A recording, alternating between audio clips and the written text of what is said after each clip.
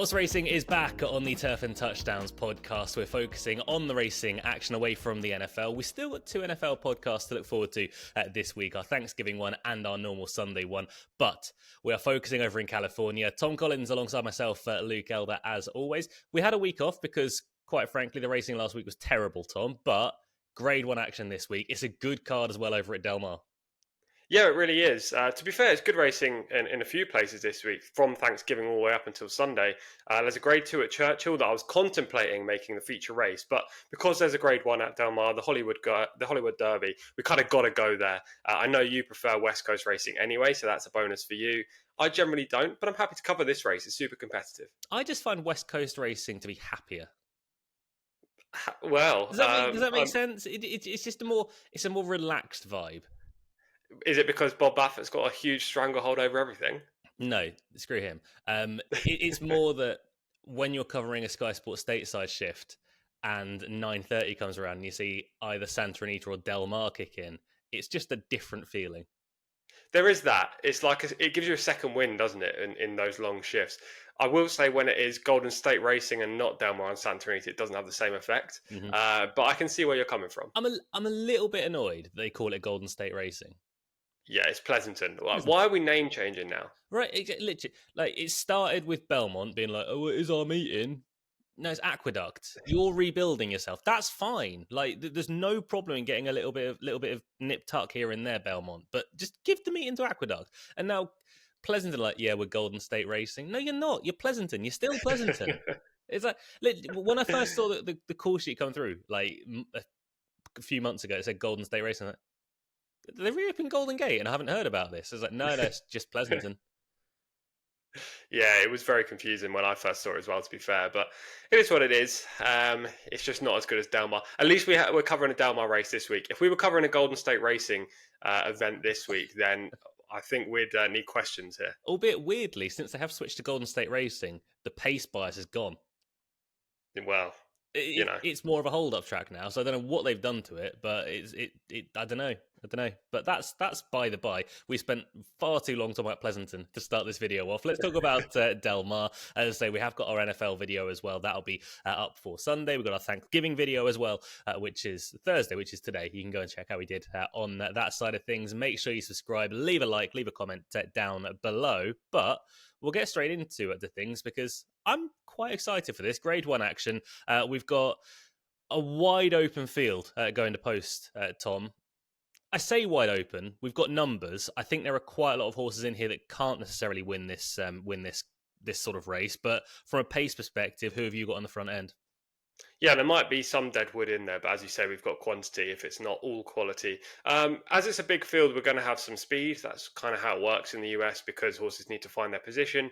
If this was a smaller field, and obviously you would have, say, some of the horses that would race in mid-pack here, if they weren't in this race, I would be saying, I'm not sure how fast they're going to go, but because we've got the numbers, I think they'll go a decent enough gallop. There are 3 horses I think will definitely push forward, Tirapati being one.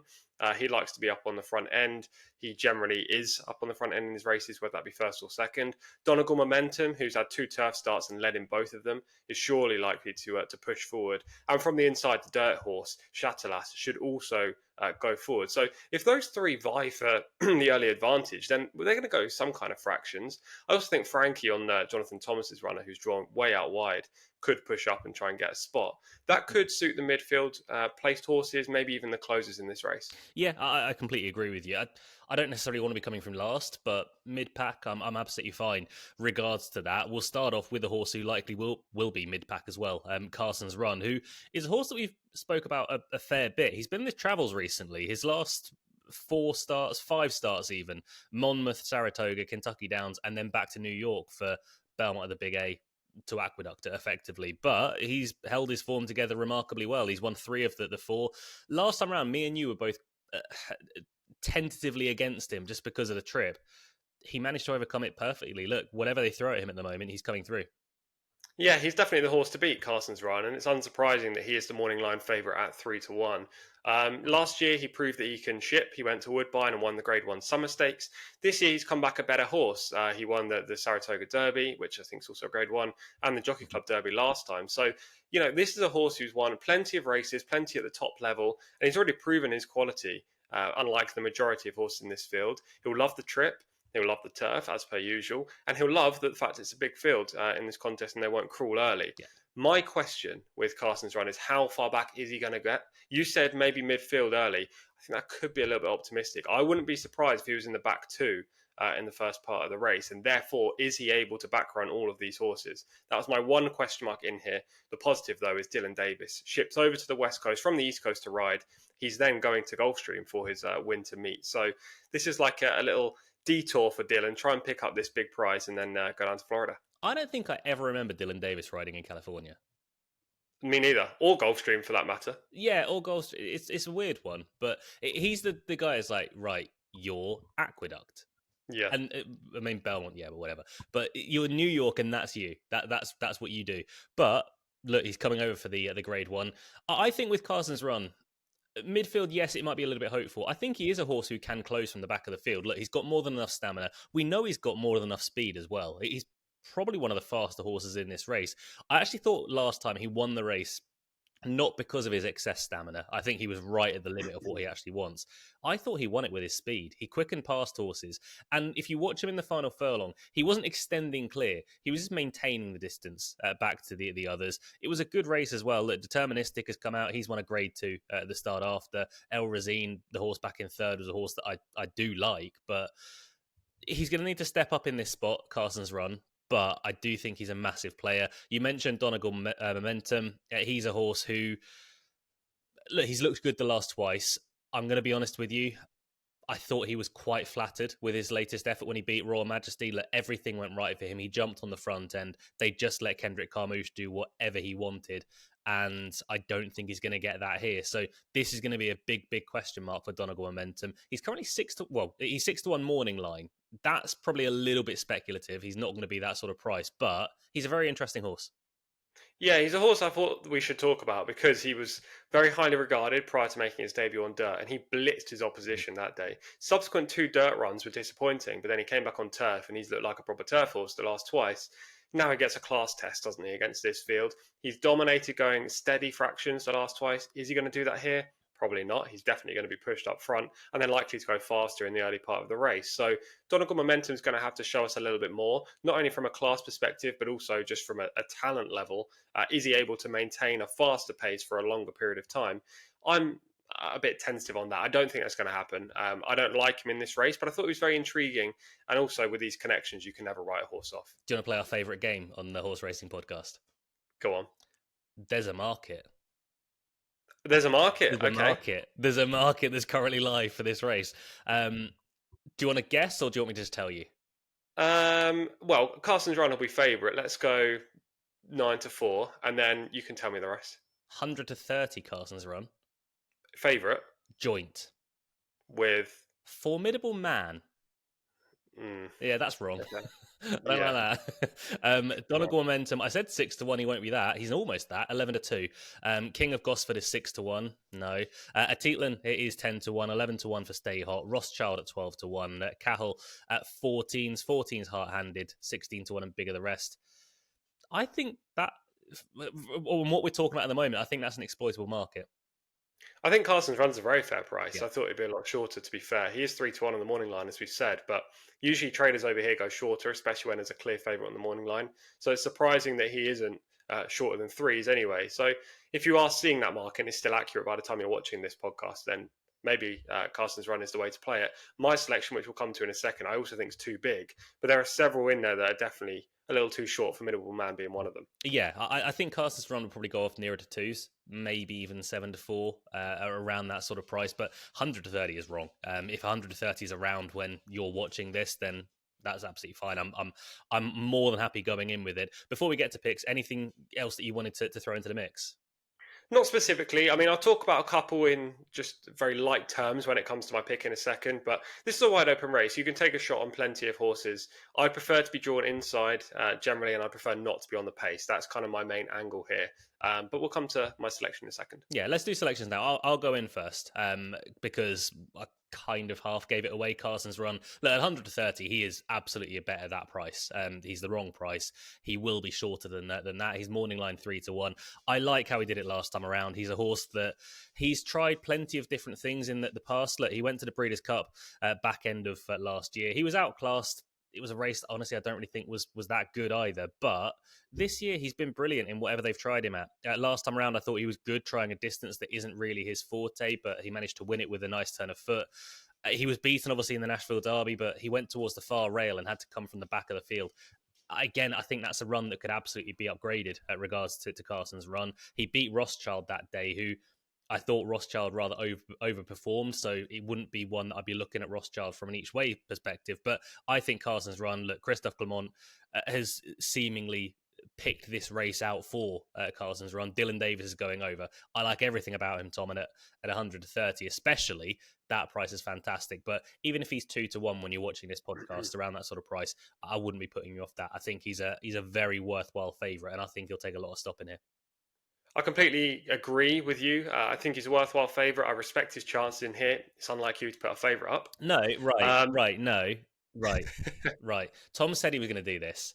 The last race that we covered, I went for a non-favourite loser. Okay, have we got recency bias here or what? Yeah, Tom went for the odds-on favourite, which didn't win. The race before that, I went for an each way shout in Rebel Red, who managed to fill the frame. Tom, I don't know what he tipped, but he didn't come anywhere. Hey, look, we're not talking about results here. We're talking about prices. Hey! What are you coming at me for? What are you coming at me for? Because just go back and watch all of our videos, giving us the views in the process, like and subscribe, and then you'll see how many favourites Luke's put up. But anyway, we'll leave that. I will say Carson's Run at the current price. It's very, very fair that you're putting the horse up. That is a good value price. But yes, I respect him.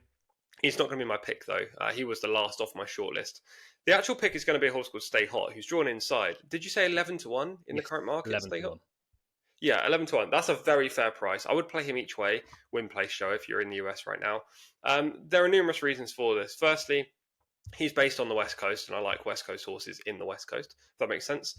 I don't necessarily love shippers, albeit Carson's Run could be a class above. He's drawn gate 1, which I don't hate, but also don't love. The fact that it's a big field does help him, purely because then he's going to save a lot of ground at the inside. He's also a midfield kind of horse. He wants to be in the mid-pack rather than forwardly placed, which is the angle that I'm going for here. He has good form that ties in with both Formidable Man and Atalan, who are both shorter prices. Formidable Man, you said 130 joints. Did you say Atalan 8-1? 10-1.